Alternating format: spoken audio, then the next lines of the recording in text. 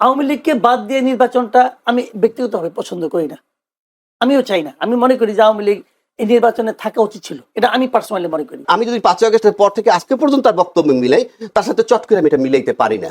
মানে এত অশালীন ভাষায় 2 দিন পরে ভোট, এটা বললে ভোট বাড়বে না কমবে এইটুক সেন্স তার নাই। অর্থনৈতিকভাবে আপনি মেরে ফেলে দিচ্ছেন।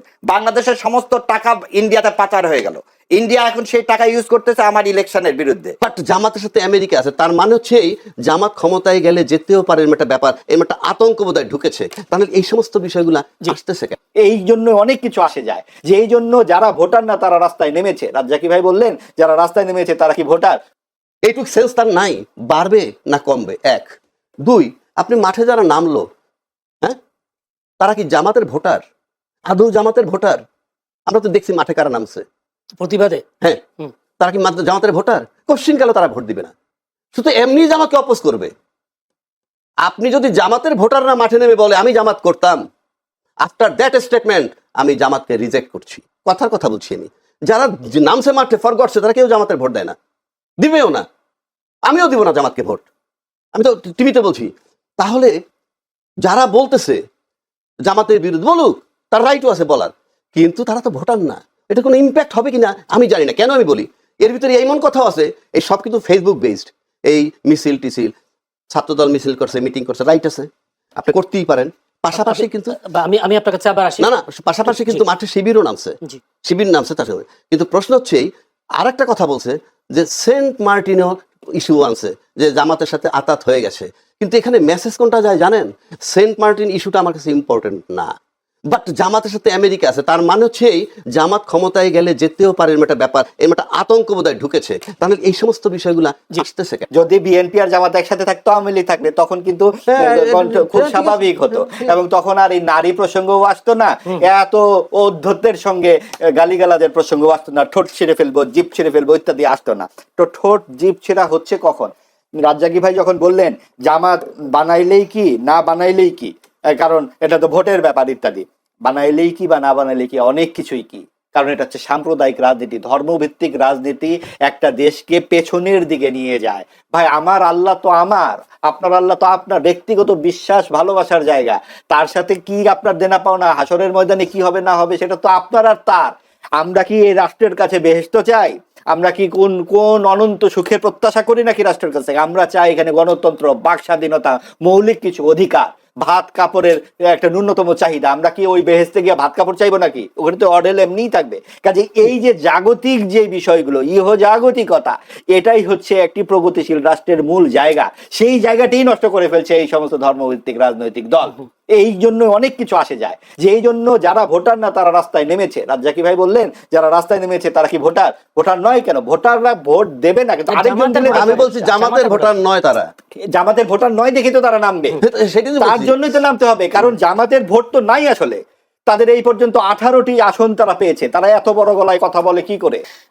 যদি মাহবুব আজিজ ভাইয়ের কথায় যদি বলি, এভাবে 5 আগস্টের পর ইতিহাস বিকৃত হচ্ছে, অন্ধকারে নিমজ্জিত করার একটা চেষ্টা চালানো হচ্ছে। যদিও মির্জা ফখরুল আজকেও বলেছেন যে জামাত ইসলামী বাংলাদেশকে সামনে এগোতে দিতে চায় না, তারা দেশটাকে আফগানিস্তান বানাতে চায়। তার মানে জামায়াতের প্রতি দোষটা দিচ্ছে। আমার কাছে না খুব বিরক্ত লাগে বিষয়গুলো আলাপ করতে। আমি কেন এই আলাপগুলো করব? না, আপনার মানে আমরা এখানে বসছি, মনে শুধু জামাত নিয়েই আলাপ করতেছি। বিএনপি নিয়ে তো অনেক কিছু না বলতেছি। কেন মনে হয় জানেন? গত 16 বছর যে আওয়ামী লীগ ক্ষমতায় ছিল না, অফিসিয়ালি কিন্তু তার বিরোধী দল ছিল জাতীয় পার্টি, কিন্তু চলনে বলনে কহনে শুধুই ছিল বিএনপি। অর্থাৎ বিএনপির 16টা বছর আওয়ামী লীগই টিকায় রাখছে আলোচনা করে, জাতীয় পার্টি কিন্তু টিকে নাই, জাতীয় পার্টি কিন্তু বিরোধী দল। আমার কাছে আজকেও মনে হইতেছে যে আমরাই বোধহয় খালি জামাতকে টিকায় রাখতেছি, মানে এই জামাত নিয়ে আলাপ করতে। কন্যার সাথে দেখা নাই বিয়া শুক্রবার, উনি ধাপে ধাপে করবেন, এখন তো নির্বাচন হয় নাই, জীবনে এখন পর্যন্ত ক্ষমতায় আসে নাই, আসলে কি জগৎ মেনে নিবে? প্রশ্নই ওঠে না।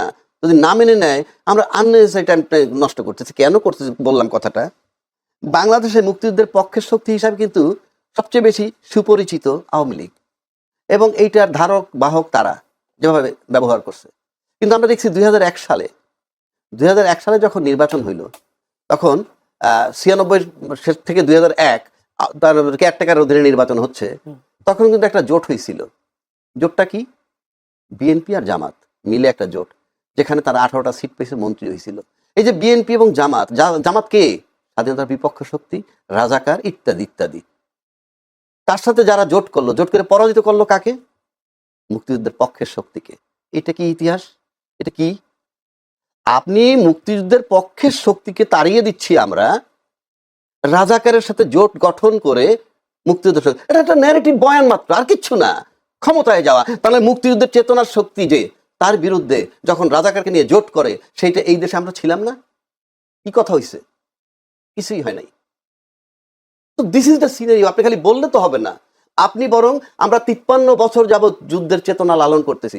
মুক্তিযুদ্ধের ইতিহাস কার বাপের ক্ষমতা আছে এটা বাদ দেয়? আপনি যদি সম্পূর্ণ রাষ্ট্র বিরোধী একটা লোকেরও বলেন যে ভাই তুমি মুক্তিযুদ্ধের ইতিহাসটা লেখো বাংলাদেশের, তার কি ক্ষমতা আছে 71-কে বাদ দেওয়ার? এটা কোন ধরনের ন্যারেটিভ যে আমরা মুক্তিযুদ্ধ থেকে বাদ দিয়ে দিচ্ছি? তার ধারাবাহিকতায় 24-এর আন্দোলন হয়েছে। 24-এর আন্দোলন হয়েছে। এই 24-এর আন্দোলন যেদিন হয়েছে, তখন সেদিন কি করছে? যারা ফ্যাসিজমের বিরুদ্ধে লড়াই করছে।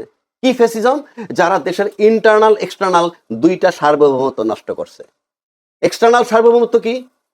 বিনা বিচারে হত্যা, আয়নাঘর, ক্রস ফায়ার, বিডিআর হত্যা, শাপলা চত্বরে হত্যা, এগুলো হলো আমার ইন্টারনাল সার্বভৌমত্ব। এক্সটার্নাল কি? 10 লাখ রোহিঙ্গা ঢুকছে, কেউ বাধা দিতে পারে নাই, দলমত নির্বিশেষে সরকারের সাথে সব দল একত্র হয় নাই, আরামসে ঢুকছে। আমার সার্বভৌমত্ব ছিল না। সেই সার্বভৌমত্ব যাতে টিকে থাকে, সেই জন্য 24-এর আন্দোলন হয়েছে এবং তাকে তাড়াই দিয়েছে। এবং উনি যাওয়ার পর ভাবতে এরকম, আমার মুক্তিযুদ্ধ চলে গেছে, আমার মুক্তিযুদ্ধের ইতিহাস চলে গেছে। আমি ভাই, আমার মাথায় ধরে না যে আমরা সেন্সেবল লোক কি করে বলি আমার মুখ মনে হয় যে মুক্তিযুদ্ধ চলে গেছে। এই বয়ান চলবে না ভাই, এই বয়ান চলবে না, 1 নম্বর। 2 নম্বর, 71 সালের চেতনা যদি আজকে 53-55 বছর যাবত লালন করতে পারি, নিশ্চিত থাকেন আপনি এই মাত্র 1.5 বছর আগের ঘটনা জুলাই চেতনা, এটা কি মাত্র আর 15 দিন ধারণ করবে না? ওটা যদি 53 বছর ধারণ করতে পারে, 54 বছর, এটা তো 54 মাস ধারণ করলেই এনাফ। সুতরাং দেখতে হবে যে জুলাই চেতনার পক্ষে কারা, জুলাই চেতনা ধারণ করে কারা। এটা উনি, আমি, আপনি মুখে বললে হবে না, ভোটারকে ফিল করতে হবে। যেহেতু ইলেকশনের বাজার আনছেন, দৌড়ে কে আগে? এই দৌড়ে ভোটাররা যাকে বিশ্বাস করবে জুলাই চেতনা ধারণ করে, সুতরাং ভোটার এসে ভোট এবার সেদিকে যাবে। আমি একটা প্রশ্ন করি, জুলাই চেতনাধারী যারা, তারা তো যখন জামাতের সাথে অ্যাড হলো, তাদের অনেকে জুলাই চেতনাধারী, অনেকে তো বের হয়ে গেছে। রাজাকি ভাইয়ের মতে জুলাই চেতনা মানে কি? মানে জুলাই যোদ্ধা যারা বলবে, জুলাই চেতনা, যাক মুক্তিযুদ্ধের চেতনা, আমি জুলাই চেতনা, এরা যুক্ত যখন এটা জামাতের সাথে হয়েছে, তখন অনেকেই তাদের থেকে বের হয়ে গেছে। তারা বলছে রাজাকারের সাথে যুক্ত হওয়ার কারণে অনেকে বের হয়ে, যদি বলি নাম ধরে তাসনিম, যারা এরকম ডাক্তার আরেকজন আছেন কি যেন, অনেকে বের হয়ে গেছেন। তো জুলাই যোদ্ধারা তাহলে তো এই পক্ষে নেই। আপনি যখন প্রশ্ন করেন যে যারা বের হয়ে গেল কেন, এর উত্তর আমি দিতে পারবো না? আপনি বলছেন ওরা দিবে, আমি দিতে পারবো? আমি পারবো না। তারপরে আমি ধরে নিই, আমি এটা হাইপোথিসিস, যেহেতু আমি অ্যাবসলিউট টার্মে বলতে পারবো না সে কেন গেছে। এক হতে পারে, আমার কাছে যেটা মনে হয়, জুলাই চেতনা যারা ধারণ করে এই ছেলেপেলেগুলো, মানে আমি ছেলেপেলেগুলো সিম্বলিক, কিন্তু দলমত নির্বিশেষে আমরা সবাই ছিলাম, আমরা বলি, আমরা দাবি করি। কিন্তু জুলাই চেতনা অ্যাকচুয়ালি জুলাইয়ের আন্দোলনের, মানে আন্দোলনটার নায়ক কারা বা কারা করছে, ক্রেডিটটা কাদের, সেটা কে বলতে পারবে জানেন? হ্যাঁ, একমাত্র শেখ হাসিনা। কারণ তাকে তাড়ানো হয়েছে, সুতরাং সে জানে যে কারা তাকে তাড়াইছে। আমি আপনি মুখে বলেন, বক্তব্য করে স্পষ্ট হয়েছে, তার বক্তব্য তো নাই আমার কাছে। আপনি যেমন ভিকটিম, আপনার হাতটা কেটে ফেলছে একটা কোপ দিয়ে, 5টা আসামি দাঁড়ানো আছে, আপনাকে যদি বলা হয় 5 জনের মধ্যে আসামি আছে, জি আছে, কে দিছে? অমুকে কোপ দিছে। তো আপনি যেটা বলবেন, তো তারাইছে হাসিনাকে, শেখ হাসিনাকে, সেটা সবচেয়ে ভালো বলতে পারবে শেখ হাসিনা। যেমন চাঁদাবাজি নিয়ে কথা হচ্ছে, আমি কি বলতে পারবো যে কে চাঁদাবাজি করে? আপনি চাঁদাবাজি করেন না, মাহবুব ভাই করে না, কে করে? আমি বলতে পারবো? যে ভুক্তভোগীর সাথে জানেন, কিন্তু যে চাঁদা দেন একমাত্র সে জানেন। সুতরাং আপনি যে চাঁদাবাজি করে, যে দেয় চাঁদা সে জানে। আপনি নিশ্চিত থাকেন বাংলাদেশের 70-80 লক্ষ স্পট থেকে চাঁদা তোলা হয়, এবং তাতে অন্তত 1-1.5 কোটি লোক ইনভলভ আছে ওই জায়গাগুলায়। এই 1-1.5 কোটি লোকের কাছ থেকে যারা চাঁদা নেয়, হ্যাঁ, তারা ভোট দিবে না। যারা চাঁদাবাজ তাদেরকে ভোট, চাঁদাবাজকে আমার জানার দরকার নাই, কিন্তু ওরা জানে চাঁদাবাজ কারা। একইভাবে জুলাই চেতনা ধারণ করে কারা, সেটা ভোটাররা বিবেচনায় নিবে, আমি আপনি না। ভোটাররা যাকে বিশ্বাস করে জুলাই চেতনার পক্ষে, ভোট সেদিকে যাবে, এবং সেদিকে যায়, যদি যাইতে থাকে কনস্ট্যান্ট, এবং এটা যদি মনে হয় যে কেউ বুঝতে পারে, তাহলে জুলাই চেতনার ভোট যার পক্ষে যাবে, সে যখন বুঝবে আমি বিজয়ী হচ্ছি, আর যে বুঝবে তার পক্ষে যাচ্ছে না, সে হারতেছে, সেটা নিয়ে যদি কেউ লড়াই করতে চায়, মারামারি কাটাকাটি, সেটা ভিন্ন চাপ। যেহেতু 2 দলের প্রধান, বিশেষ করে যদি বিএনপি চেয়ারম্যান এবং একই সাথে জামায়াতের আমি, 2 দলের প্রধানের একটি কথা বারবার উঠে আসে, দুর্নীতির বিরুদ্ধে কঠোর অবস্থান, এবং সেই সাথে আইন শৃঙ্খলায় পরিস্থিতির নিয়ন্ত্রণ, এইসব বিষয়গুলো বেশি উঠে আসছে। ফ্যামিলি কার্ড, কৃষি কার্ড এবং সেই সাথে জামায়াতের সোশ্যাল স্মার্ট কার্ড, এই বিষয়টাও আসছে জনগণের কাছে, ভোটের কাছে। এই যে প্রতিশ্রুতিগুলো কতটা বাস্তবায়নযোগ্য করতে পারবে বলে মনে হয় যে নতুন বাংলাদেশে 24 পরবর্তী? দেখেন, প্রতিশ্রুতি খুব ভালো জিনিস, মানুষকে লোভ দেখানো হয় আর কি। এখন বাস্তবায়ন কতটুকু করা যাবে এটা আগে ভাগে কিন্তু আমি বলতে পারবো না এই কারণে যে এক একটা পার্টির তো এক এক ধরনের ক্যারেক্টার। যেমন আমার মনে আছে আওয়ামী লীগ যখন ক্ষমতা আসে তারা 10 টাকা শেষ দরে চাল খাওয়াবে দিয়েছিল প্রতিশ্রুতি, নিশ্চয়ই কেউ কেউ বিশ্বাসও করেছিল। কিন্তু যখন তারা এটা খাওয়াতে পারলো না, তখন কি কেউ মানে আপনার চাউলের বস্তা নিয়ে দাঁড়াচ্ছে রাস্তায় যে আপনি কেন খাওয়াতে পারলেন না? কেউ বলে নাই। এটা দেখো তেমন বেশি হইচই কিন্তু হয় নাই। এগুলো হয় না কেন? যখন তারা এগুলো দেয় তখনই মানুষ নিজেরা একটা হিসাব করে নেয় যে এগুলি বলার জন্য কিছু আছে, বলার জন্য বলে এমনি বলে।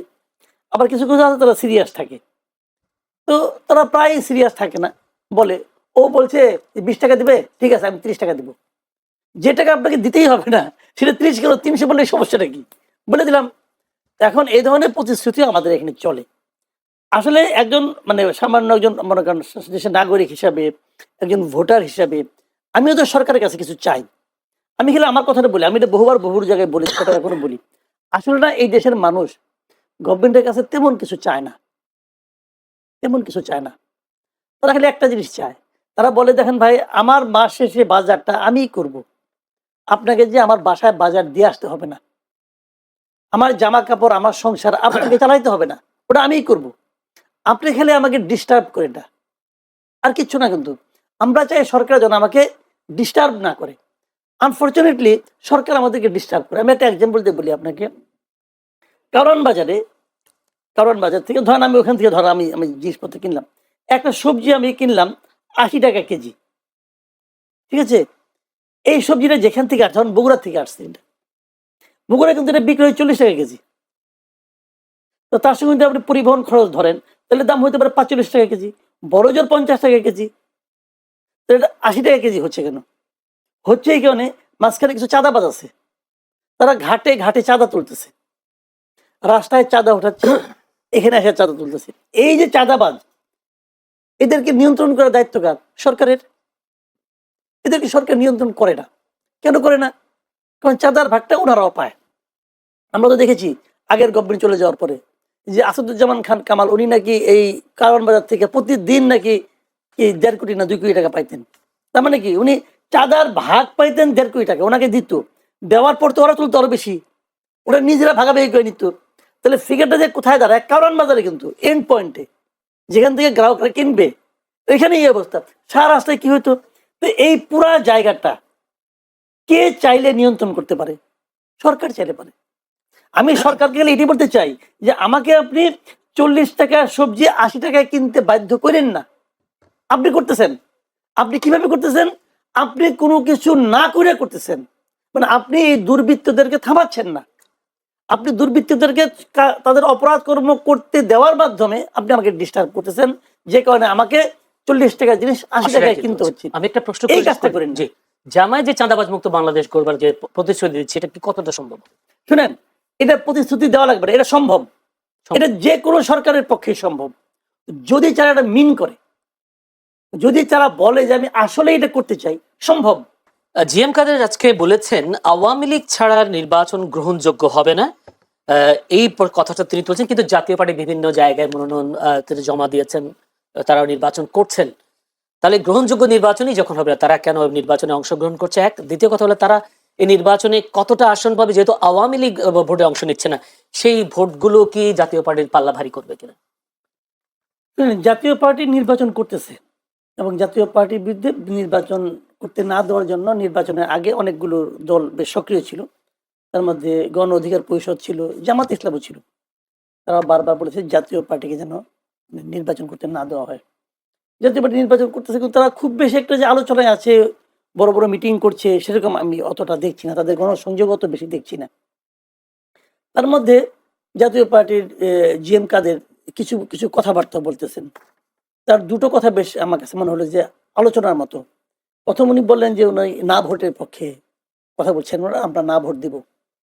না ভোটের পক্ষে সরাসরি বলার মতো লোক আমি এই প্রথম একজন লিডারকে ওনাকে দেখলাম। অনেকে বলছেন যে বিএনপির সরকারের পক্ষ থেকেও বলছে অনেকে, না ভোট সরাসরি তা বলেন। জয়নুল আবেদিন ফারুকের একটা তথ্য দেখলাম, সেটা যাক, আমি সেটা দেখি। মেজর হাফিজও বলছেন, হ্যাঁ, মেজর হাফিজের জন্য বলছেন না ভোট কেন, গণভোট কেন। দেখেন, না ভোটের জন্য প্রচারণার কথাটা আমি আমি প্রশ্নটা ওনার কথা আসবো বলছি পরে। আর কি। অনেকে চুপচাপ বলছেন, আরে ঠারে বলছেন, আমি কেন বলবো, আপনাদের সিদ্ধান্ত, এগুলি বলছেন। ওই যে মির্জা আব্বাসকে দেখলে বলতেছেন আপনাদের যেটা ইচ্ছুটা দিবেন আমাকে। তো উনি না না ভোটের কথা সরাসরি উচ্চারণ করছেন এবং দলীয় প্রধান হিসেবে এটা একটা বড় ব্যাপার। আজকে আবার বলতেছেন যে আওয়ামী লীগ ছাড়া নির্বাচন বৈধ হবে না। তো আপনি যথার্থ প্রশ্ন করছেন, যদি নির্বাচনটা অবৈধ হয় সেই নির্বাচনে আপনি অংশ নিচ্ছেন কেন, এই প্রশ্ন কিন্তু আপনি করতেই পারেন। আমার কি মনে হয় জানেন, উনি বোধহয় সম্ভবত আলোচনায় আসতে চাইছেন যে এগুলো আমি বলবো, লোকে আমাকে নিয়ে আলোচনা করবে, একটু মানে আমি কভারেজ পাবো। এটা আওয়ামী লীগকে বাদ দিয়ে নির্বাচনটা আমি ব্যক্তিগতভাবে পছন্দ করি না, আমিও চাই না। আমি মনে করি যে আওয়ামী লীগ এই নির্বাচনে থাকা উচিত ছিল, এটা আমি পার্সোনালি মনে করি। কিন্তু সরকার একটা নির্বাহী আদেশে আওয়ামী লীগের রাজনৈতিক কর্মকাণ্ড স্থগিত করছে। এখন স্থগিত করার কারণে আওয়ামী লীগের নির্বাচন অংশ নিতে পারছে না। এই যে সরকার এই নির্বাহী আদেশে স্থগিত করছে, এটাও আমি পছন্দ করি না। আমি মনে করি সরকার এই কাজটা অন্যায় করেছে, ভুল না কিন্তু অন্যায় করেছে। আওয়ামী লীগকে যদি আপনি বাদ দিতে চান, আওয়ামী লীগের বিরুদ্ধে মামলা করেছে, মামলাটা তাড়াতাড়ি শেষ করেন। মামলার কাজটা, মামলা তো ভালোভাবে শুরুও হয়নি একদিনও। এখন একদিনে শুরুটা হলে আপনি তো নির্বাহী আদেশে কোনো পলিটিক্যাল পার্টির কার্যক্রম স্থগিত করা বা পলিটিক্যাল পার্টিকে নিষিদ্ধ করা, এটা আমি মনে করি এটা কালো আইন, যেটা জামাতকে করা হয়েছিল অগাস্টের 3 তারিখে 24-এর। ঠিক হয় না কাজটা, আমি ওই দিনই বলছি, কিন্তু ওই দিনই আমি বলছিলাম এটা ঠিক হচ্ছে না। এমনকি আমি বলি, আমি কোনো রাজনৈতিক দল নিষিদ্ধের পক্ষে না। হিজবুত তাহরিরকে নিষিদ্ধ করছে, আমি এটারও পক্ষে না। এখন পক্ষে না তার মানে কি আমি হিজবুত তাহরির করবো না? আমি আইন অমান্য করতে চাচ্ছি না। এখন আমি না পক্ষে না, পছন্দ করি না, সমালোচনা করি, সবই ঠিক আছে, কিন্তু যখন আওয়ামী লীগকে নিষিদ্ধ স্থগিত করছে তখন তো আওয়ামী লীগ আর করতে পারছে না। এই জন্য আমি হাউদাস করতে পারি, কিন্তু আমি আইন ভাঙতে পারবো না।